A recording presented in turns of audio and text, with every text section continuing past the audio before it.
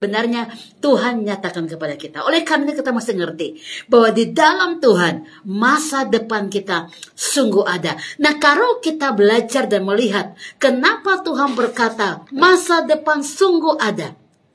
Kenapa Tuhan berkata bahwa ada harapan di dalam Dia. Nah, mari kita lihat sebentar dari kitab Kejadian ya.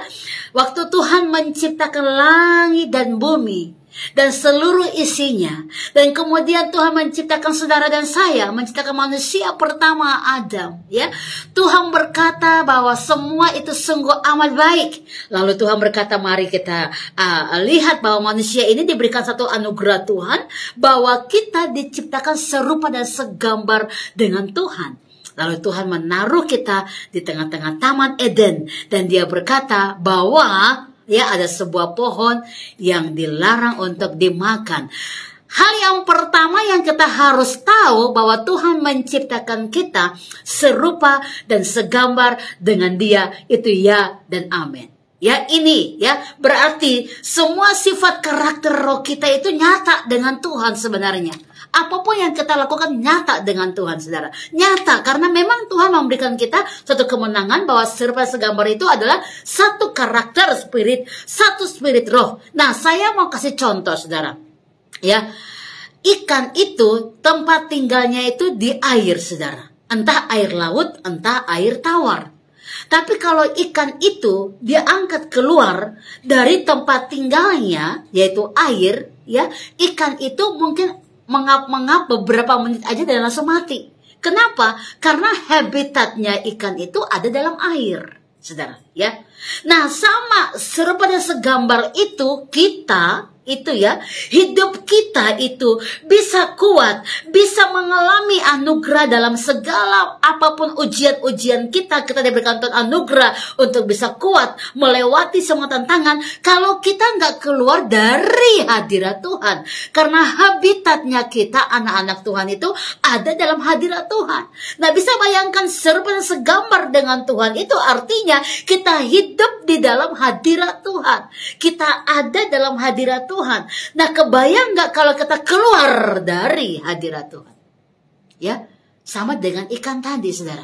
Ya, ikan itu kalau diangkat keluar dari air, maka dia akan mati karena habitatnya ikan itu ada dalam air.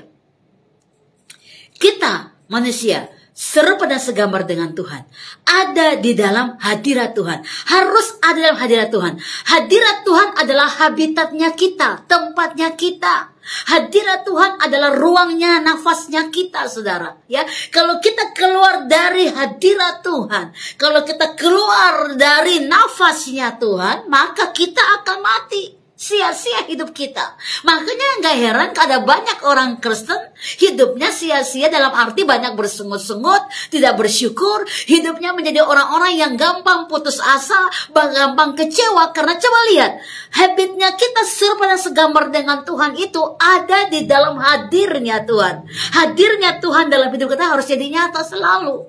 Ya, makanya kalau kita keluar dari hadiratnya Tuhan, ya, keluar dari kehidupan rohnya kita dengan Tuhan, itu sama seperti kita lagi memutuskan nafas kita sendiri, saudara. Ya, makanya banyak orang-orang yang memang kalau dia nggak dalam hadirat Tuhan, ya gampang sekali tersinggung, gampang sekali mengeluh, gampang sekali kecewa, gampang sekali sakit hati, dan seterusnya. Nah, ada satu rahasia yang kita perlu belajar, bahwa iblis dikatakan bapa segala pembohong, itu berarti dikatakan bapa, berarti dia punya otoritas untuk bisa membohongi kita kalau kita keluar dari hadirat Tuhan. Ini perlu diperhatikan dengan baik-baik. Ya, tadi kita katakan bahwa serba segambar dengan Tuhan itu berarti apa? Hadiratnya Tuhan segambar dan serba. Ya, karakter-karakter roh itu harus nyata kepada kita. Sehingga hidup kita itu sebenarnya udah dijamin lebih dari pemenang. Nah, itu jaminannya yang luar biasa. Tapi mengapa kita selalu kalah dan kalah dan kalah? Kalau saudara dikatakan harus berperang, bukan berarti kita akan kalah, tidak. Tapi peperangan kita itu adalah jaminan untuk kita lebih dari pemenang.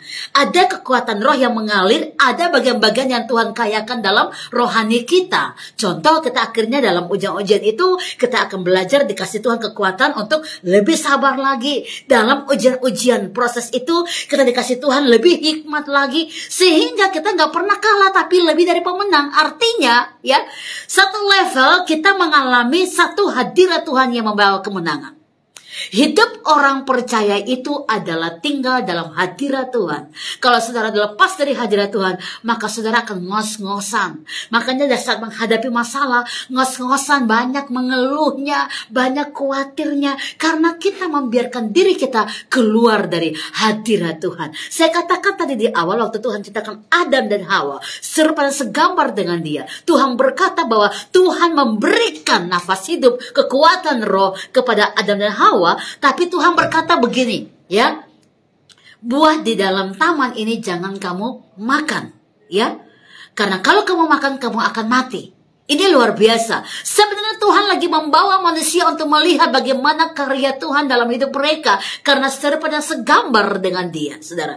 Tetapi iblis, bapa segala pembohong tadi, ya, kalau kita membiarkan mata roh kita tertutup, artinya ada banyak pencemaran yang terjadi, karena ada Alkitab ayat firman Tuhan berkata bahwa mata adalah pelita tubuh. Jika matamu jahat, maka akan jahat juga seluruh tubuhmu.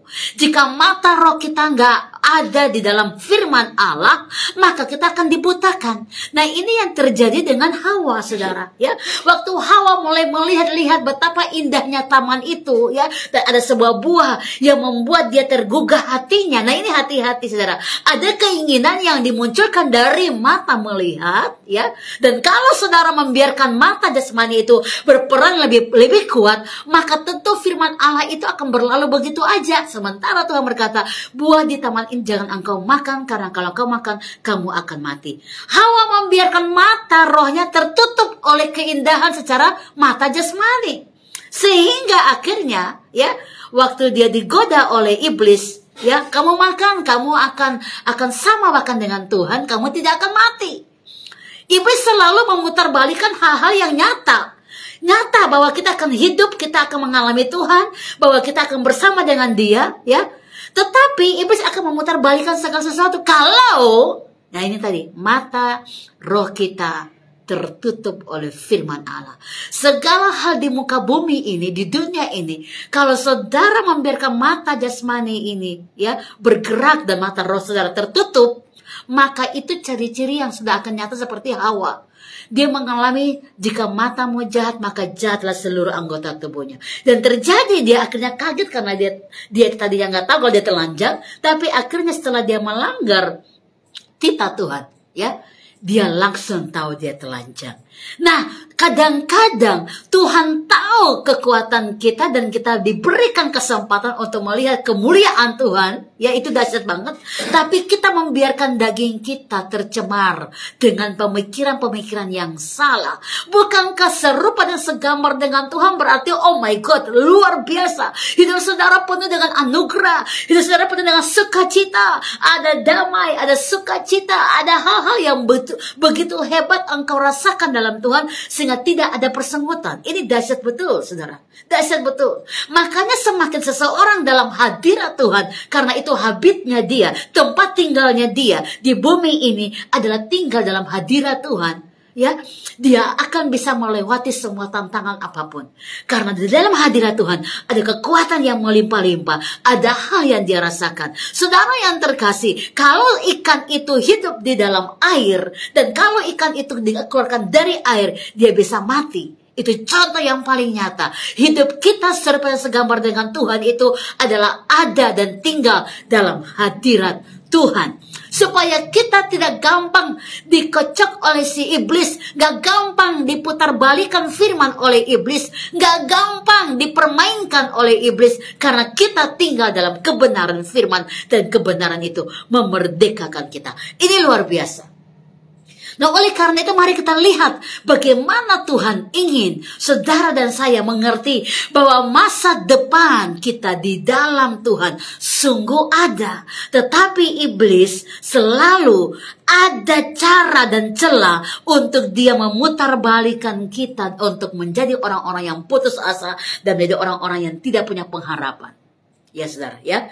Makanya kalau hari ini saudara sedang mengalami masalah dan engkau berkata, aku udah berdoa 1 hari 5 kali.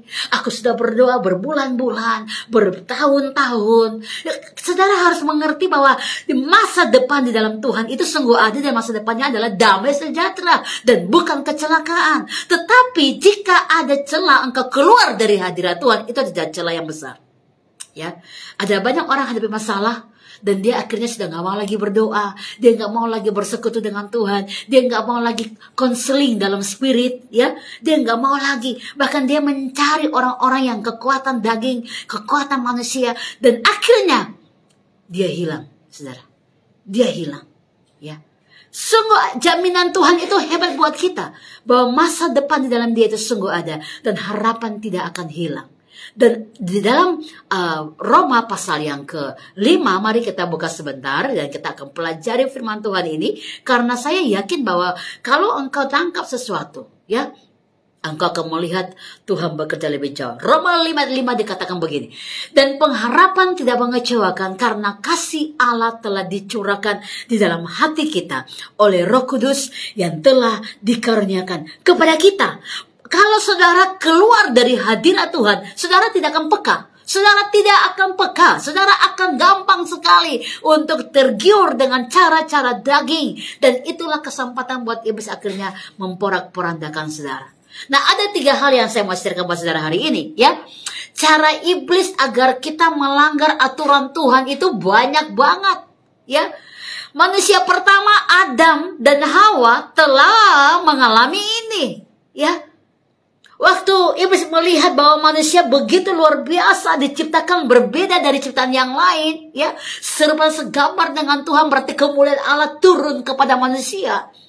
Ya, iblis berusaha untuk merusak apa yang baik. Memang pekerjaan iblis adalah merusak, ya. Dan ini yang dia lakukan, saudara, ya. Iblis selalu mau untuk saudara akan melanggar aturan Tuhan dalam segala hal. Dalam segala hal. Kita itu peka loh sebenarnya, tahu banget mana yang baik, mana yang tidak, mana kehendak Bapa dan mana yang bukan kehendak Bapa. Tetapi kalau saudara membiarkan ketidakpekaan, artinya keluar dari hadirat Tuhan, akhirnya yang baik itu jadinya sia-sia. Saudara tidak akan tangkap lagi apa yang Tuhan inginkan, ya. Iblis akan selalu berusaha supaya engkau melanggar aturan Tuhan dengan satu. Yang pertama yang iblis lakukan adalah apa? Dia menawarkan cara mudah, namun ujung-ujungnya pasti maut. Cara mudah itu adalah, saudara akan datang sama orang, dan orang mungkin akan memberikan solusi, padahal orang ini orang berdosa. Sementara Mazmur 1 ayat 1 dikatakan, bahagialah kita, bahagialah saya, bahagialah saudara, kalau kita waspada dengan 3 ciri karakter pergaulan orang ini. Apa yang Mazmur 1 katakan, saudara? Kita buka sebentar, mari kita baca, ya. Kalau kita berwaspada dengan 3 pergaulan orang-orang tipe 3 orang ini, maka kita akan bahagia. Berbahagialah orang kalau tidak berjalan menurut nasihat orang fasik. Orang fasik adalah orang yang gak kenal Tuhan, gak percaya Tuhan, tidak mau mengalami dan mengakui Tuhan, saudara, ya. Hidupnya itu tahu ada Tuhan, tapi dia tidak hidup untuk Tuhan. Dia gak mempercayai Tuhan, saudara. Yang kedua, yang tidak berdiri di jalan orang berdosa. Kita udah tahu ini orang berdosa, kehidupannya selalu ada di dalam segala hawa nafsu daging, ya. Dia tidak mau untuk mengalami firman. Pandangannya selalu pandangan duniawi, pikirannya selalu pikiran duniawi. Tapi kita masih tetap bergaul dengan orang ini, bahkan meminta nasihat dari orang-orang berdosa. 3 tipe yang berikut orang ini adalah siapa, saudara? Orang yang dalam kumpulan pencemooh, orang-orang yang tidak menganggap firman, orang-orang yang selalu ada hal yang baik selalu divolunteer dengan negatif, ya. Firman Allah yang datang pun divolunteerkan dengan negatif. Hal-hal yang baik yang didengarkan dalam khotbah pun divolunteerkan dengan negatif. Ini orang-orang pencemooh, dengan kata lain suka bergosip. Namanya gosip itu nggak ada fakta, saudara, ya. Kalau kita membiarkan diri kita ada dengan orang-orang 3 tipe ciri ini yang Mazmur 1 ayat 1 katakan, maka kita akan mengalami kelumpuhan rohani. Dan kalau kita mengalami kelumpuhan rohani, maka iblis akan gampang, yang pertama tadi poinnya, menawarkan cara mudah, namun ujungnya menuju maut, saudara. Ya. Jadi Ini sebenarnya pendewasaan rohani nih. Ya, level pendewasaan rohani. Kalau saudara memahami dan mengerti bahwa pengharapan dalam Tuhan gak pernah mengecewakan. Yes, masa depan sungguh ada. Yes, maka saudara harus berhati-hati. Jangan buka celah untuk iblis dapat menawarkan cara mudah, namun ujung-ujungnya menuju maut. Kadang-kadang kita gak mau terproses, saudara. Ya, kita mau gampang, doa kita dijawab dengan segera. Kita mau supaya jangan sampai ada proses doa puasa atau ada proses yang lain. Kita gak mau. Ini sebenarnya saudara membiarkan diri saudara tidak mengalami kedewasaan spiritual, dan ini gampang untuk iblis menghancurkan saudara. Makanya orang-orang yang mengalami yang seperti ini, ya, iblis selalu menawarkan cara yang mudah karena iblis bilang begini, oh dia nggak suka proses, oke gampang, ya kan? Nah, makanya ditawarin selalu hal-hal yang kayaknya mudah, tapi akhirnya orang-orang seperti ini, ya, ujung-ujungnya menuju maut. Karena pekerjaan si iblis adalah apa? Mencuri, membunuh, dan akhirnya membinasakan. Nah, cara iblis untuk membuat kita melanggar aturan-aturan Tuhan, cara yang kedua yang iblis buat selalu adalah apa? Dia menawarkan sesuatu seolah-olah dari Tuhan. Namun jebakannya agar kita melanggar Tuhan. Sama seperti Hawa mengalami itu. Ya, kamu makan aja buah ini. Nanti kamu tidak akan mati kok. Bahkan kamu akan sama dengan Tuhan. Ini kan cara-cara seperti iblis yang iblis katakan kepada Hawa. Ini menawarkan sesuatu seolah-olah dari Tuhan. Ya, ini seakan-akan benar. Ya, namun ini jebakan agar manusia melanggar Tuhan. Berapa kali dan berapa banyak anak-anak Tuhan selalu melanggar, ya, aturan-aturan Tuhan, ya, karena apa? Firman Allah tidak masuk dalam diri kita, dalam jiwa kita, karena kita nggak tinggal dalam hadirat Tuhan yang membuat tajam roh kita. Makanya kita gampang ditipu oleh iblis. Penipuan yang ketiga yang iblis lakukan dengan caranya supaya umat Tuhan melanggar akan aturan Tuhan adalah dia menyamai firman, ya, supaya kita seperti seakan-akan melakukan firman, tapi sebenarnya kita sedang ditipu, dan akhirnya rupanya kita melakukan cara duniawi. Ada banyak cara, saudara. Ya, makanya saya katakan tadi, serupa dan segambar dengan Tuhan itu, saudara harus membiarkan diri saudara tinggal dalam hadirat Tuhan. Karena dalam hadirat Tuhan, engkau akan belajar peka, engkau akan mengasah kepekaan spiritual, engkau akan lebih tajam mata rohmu, telinga rohmu mendengarkan Tuhan berbicara. Jadi 3 iblis dengan cara yang dia lakukan ini untuk membuat umat Tuhan keluar dan melanggar aturan-aturan Tuhan itu, yang pertama tadi, coba cek, apakah saudara sedang ditawarkan cara yang mudah, ya, tapi ujungnya nanti maut nanti, saudara, ya. Ikut Tuhan itu izinkan terproses supaya ada kedewasaan spiritual. Yang kedua, cara yang iblis lakukan supaya kita melanggar aturan Tuhan adalah apa? Menawarkan sesuatu seolah-olah dari Tuhan, ya. Namun semua adalah jebakan untuk melanggar aturan Tuhan, ya. Dan yang ketiga, ya, dia menyamai firman Allah. Tidak sama menyamai orang yang peka dalam hadirat Tuhan bisa sangat membedakan manakah yang dari Tuhan dan manakah yang bukan Tuhan. Karena iblis juga bisa menyerupai malaikat terang, bahkan iblis juga bisa membuat mujizat. Saudara harus berhati-hati di sini. Makanya kepekaan spiritual kita harus alami hadirat Tuhan, karena serba segambar dengan Dia. Habitnya adalah tinggal dalam hadirat Tuhan. Stay tune di sini, kita akan kembali sesi kedua. God bless you all.